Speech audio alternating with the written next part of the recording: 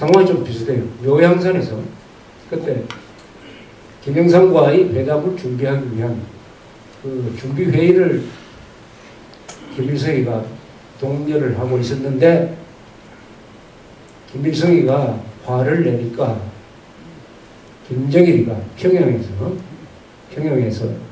거기에 참여했던 강요들 다 평양으로 오라고 해가지고 불렀다. 그래서 김일성이가 다시 회의를 주재하려고 소집을 하니까 김정일이 이야기 듣고 다 평양으로 갔다고 이야기했어요.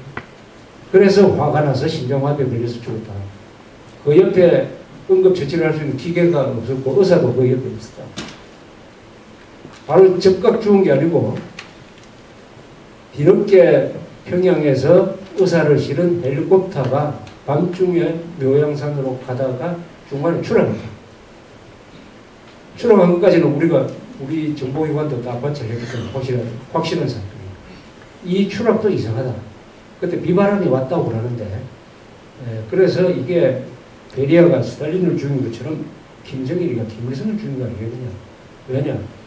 그때쯤 되면은 김일성이가 비로소 북한 주민들의 이 참상을 알고 김정일을 공개적으로 비판하기 시작합니다. 더구나 김영삼 대통령이 북한을 방문하면은 김영삼 대통령한테 많은 양보를 하는 대신에 경제적 원조를 얻기로 마음을 갖고 있었다. 여기에 대해서 김정일이가 위기를 느껴서 이런 함정을 팠다. 등등 이런 이야기가 있습니다. 우리 황재학 선생님은 그 설에 대해서 별로 믿지는 않고 다만 그 사건 이후에 김일성을 경호하던 사람들이 다 없어져 버렸다. 다 잡혀 죽었다는 설도 있어요. 김일성 경호실이. 그래, 이거는 하여튼 통일 이후에 밝혀질 것입니다. 스탈린이 죽은 다음에 죽기 전입니다. 죽기 전에 이제 병상에 누워 있으니까 그럼 스탈린이 죽는 다음에 누가 그 자리를 차지할 거냐 하는 그 결정을 하는 회의가, 정치국 회의가 이제 열렸습니다. 거기서 그 당시에 1인자는 말렌코프입니다. 말렌코프. 2인자는 베리아예요. 이 두 사람이 정치국 회의를 주도를 해가지고 말렌코프를 수상으로, 그 다음에 베리아를 제1부수상으로, 그 다음에 후르쇼프를 선임서기, 중앙위원회의 선임서기로 하는 이런 인사를 합니다. 그때 이미 말렌코프하고 베리아가 손을 딱 잡고 후계 체제의 설정을 준비를 한 거죠. 다른 사람들도 다 거기에 따라갔습니다. 그 다음에 장례식이 끝나고 나서 재밌는 게 베리아의 행동입니다. 베리아는 스탈린 죽고 나서 제2인자인데, 공식적으로는 제1인자인데 실질적으로는 제1인자 역할을 했어요. 아무도 베리아가 겁이 나가지고 회의를 해도 누가 반론을 제기하지도 않고 벌벌 떨었습니다. 왜냐하면 비밀경찰, 수도방위사령부, 경호실까지 완벽하게 정하고 있으니까 이게 뭐 꼼짝달싹도 못하는 거예요. 다 도청을 하고 있어요. 그런데 이 베리아가 굉장한 그 유화 정책을 씁니다. 말하자면은 억울하게 잡혔던 사람을 많이 풀어주고 굉장히 온건한 정책을 씁니다. 베리아의 한 100일 동안의 정책은 그 뒤에 후르쇼프가 했던 것보다 더 온건한 정책을 파격적으로 막 쓰기 시작해요. 이 쓰기 시작하는데 베리아는 사람만 잡아 죽이는 게 자기 일이 아니고 사실은 2차 세계대전 때 중요한 일을 두 가지를 했어요. 하나는 군수산업을 책임졌습니다. 이 사람이. 두 번째는 원자폭탄 개발을 이 사람이 지휘를 했어요. 그래서 이 행정 능력이 굉장히 있는 사람이에요. 그런데 여기서 베리아가 하나 실수를 합니다. 그거는 외교 정책에 대해서도 개입을 해요. 그때 아직 동수동 문제가 완전히 해결이 안 된 상태로 남아 있었습니다. 그때 베리아는 동독을 차라리 서독한테 주어버리자. 동독을 서독한테 주고 그 대신 서방세계로부터 많은 경제원조를 받으면 되는 거 아니냐. 이런 아주 놀라운 제안을 해요. 동독을 포기를 하자는 겁니다. 동독을 포기하자.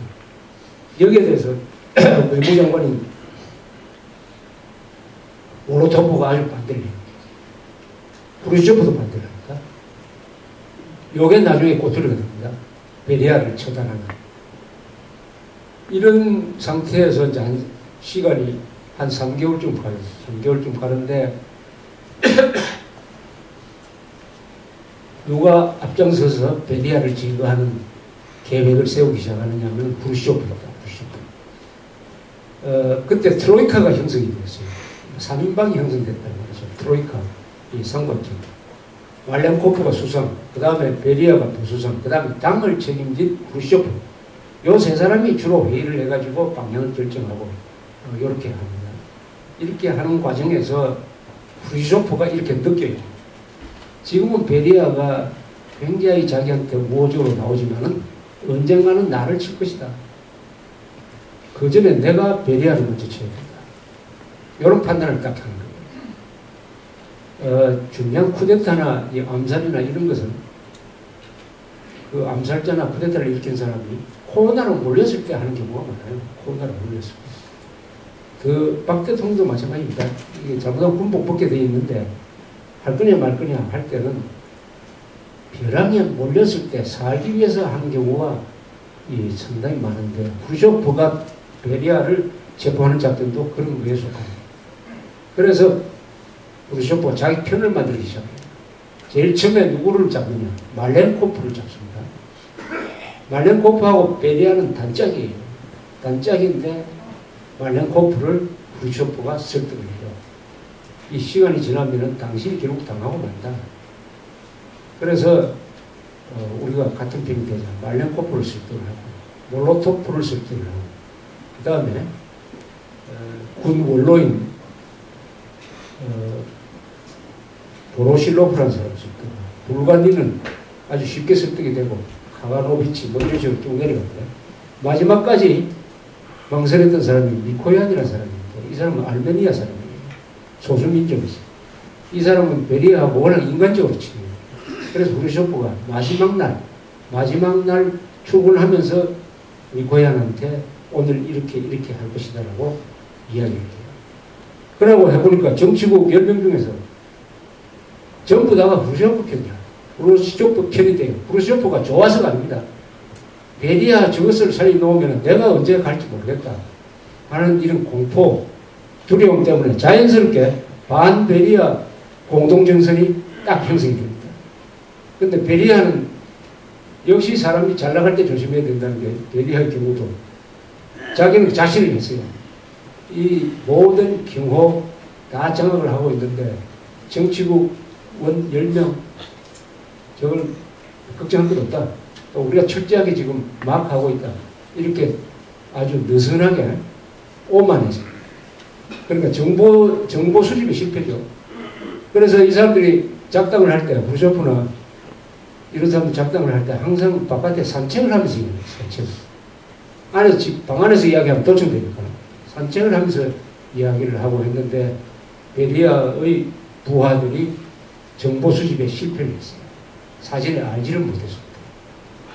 그래서 1953년 6월 26일인데 정치국 회의를 겸한 강요회의를 소집해요.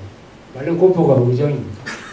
여기서 프루시초프가 옆자리, 베리아 옆자리에 딱 일어나서 베리아에 대해서 규탄을 합니다. 아까 말씀드린 거예요. 베리아는 첫째, 영국 스파이 기관의 포스트 간첩이다. 그건 다 거짓말입니다.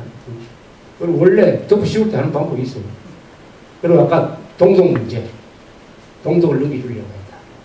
그리고 공산주의자의 이 원칙에 맞지 않는 행동을 이렇게 많이 했다. 쫙 나열을 하니까 거기 참석했던 정치국 사람들이 다 한마디씩 하는 바람에 해임을 결정합니다. 해임을 하죠. 일단 해임이죠. 해임. 그래서 말렌코프가 딱 보탄을 누르면은 옆방에 있던 군인들이 나와서 잡아버립니다. 그런데 이 군인들은 어떻게 들어오게 됐느냐 하면은 이 누가 잡느냐가 문제예요. 이중삼중으로 베리아 부하들이 클렘린을 딱 정하고 있는데 누구를 불러들이느냐. 그래서 후르쇼프가 자기하고 옛날부터 친했던 모스크바 지역의 방공사령관, 공군이죠. 방공사령관한테 미리 부탁을 해요. 부하들을 좀 보내주기 바란다. 그래서 보내줄 때 총을 가지고 하고 말렌코프는 말렌코프대로 그때 아주 전쟁 영웅이 주코프 그리고 계급이 원수 계급장을 딴 사람들을 또 오게 합니다. 그래서 군인들이 체포를 하게 해요. 군인들이 총을 가지고 오니까 누가 뭐 중간에 경호를 베리아 부하들도 그것을 막지 못했어요. 그래서 거기 달랑 잡아가지고 방공사령부 지하로 가가지고 거기서 이제 수사를 하기 시작합니다. 베리아뿐만 아니라 그 측근 한 10명을 잡아가지고 수사를 하면서 재판은 한 일주일 동안 해요. 1953년 12월에 재판을 하는데 물론 변호인 필요 없고 단심제죠. 단심제. 하고 딱 사형을 선고한 다음에 바로 끌고 가서 바로 처형을 했어요. 처형도 비밀 유지를 위해서 다른 사람한테 안 시키고 현역 공군 중장이 딱 머리를 대고 쏘았습니다. 그래서 끝났습니다. 이게 보여주는 하나의 시사점이 하나 있습니다. 첫째, 베리아라는 이 절대적 지도자 밑에서 하수인을 했던 사람한테 많은 사람들이 원한을 품게 되죠. 그리고 그 사람을 두렵게 됩니다. 그래서 그 사람을 골로 보내는데 군인들이 꼭 필요하죠. 군인들이 동원돼야 이 체포 작전을 할 수가 있어요. 군인들이 모택동의 경우도 마찬가지입니다. 특히 가까이 있는 경호실이나 수도 방위사령부나 이런 데 있는 군인이라 해야지 저 멀리 있는 군인은 필요 없어요. 쿠데타를 할 때는 권력 핵심에서 저 멀리 떨어져 있는 부대는 별로 의미가 없습니다. 바로 권력을 무력화시키는 바로 수도권이 있어야 돼요. 수도권. 청와대 근방이 있어야 되고 뭐 우리나라도 5.16, 12.12 때 다 그런 일이 있어요. 여기서도 마찬가지입니다. 그 다음에는 그것을 주도할 사람이 있어요. 주도할 사람. 아무리 쿠데타의 분위기가 조성되었다 하더라도 후르쇼프 같은 사람이 없으면 안 됩니다. 후르쇼프는 어떤 사람이냐 하면은 스탈린 밑에서 아주 요령 좋게 성장해 왔는데 사람이 무식해 보이기도 하고 사람이 좋기도 하고 항상 쾌활하기도 하고 이렇게 해가지고 상대방한테 경계심을 안 주는 사람이에요. 이 사람은 경계심을 안 주는 사람이에요. 그러다 숙청도 많이 하긴 했어요. 그 숙청 안 하고는 스탈린 밑에서 어쩔 수가 없죠. 숙청을 하든지 자기가 숙청을 나가는 건데 피에 손에 피를 많이 묻힌 사람입니다. 그러나 아주 사람이 낙천적이고 해가지고 주변 인물들은 후르쇼프가 이런 일을 할 사람들하고 베리아조차도 생각을 안 했어요. 그러니까 그런 후르쇼프 같은 사람이 있어야 된다. 군대가 있어야 된다. 그리고 민심이 있어야 된다. 분위기가 있어야 된다. 이런 것입니다. 그 소련 지도부 안에서는 다 베리아 저놈 자식이 언제 한번 보자 하는 원한에 사무쳐 있었어요. 특히 군인들이 이 베리아가 원수 행세를 하면서 모욕하는 걸 보고 꽁 하고 있었어요. 이게 그것을 모든 것을 다 감싸주던 절대적 지도자가 없어져 버리니까 비로소 이런 작당이 가능해진다는 거죠. 모택동이나 스탈린이나 김일성이 있을 때는 작당은 안 돼요. 절대적 지도자라는 것은 뭐냐? 작당을 허용하지 않는 겁니다. 작당, 분파를 만드는 것, 자기 세력을 만드는 걸 허용하지 않는 게 절대적 지도자예요. 그러나 그 사람이 없어져 버리면 반드시 작당이 이루어진다. 우리 편, 내 편. 작당이 이루어져도 되는 게 아니라 반드시 주모자가 나와야 된다. 박정희 같은 사람이 있어야 되고 이 후르쇼프 같은 사람이 있어야 된다. 다음에 모택동 이야기를 하겠습니다. 그때는 이 황국봉이라든지 석금령 같은 이런 사람이 있어야 이게 일이 이루어진다. 분위기 가지고만은 건 되지 않는다. 그럼 지금 북한에 후르쇼프 역할을 할 사람이 누구냐?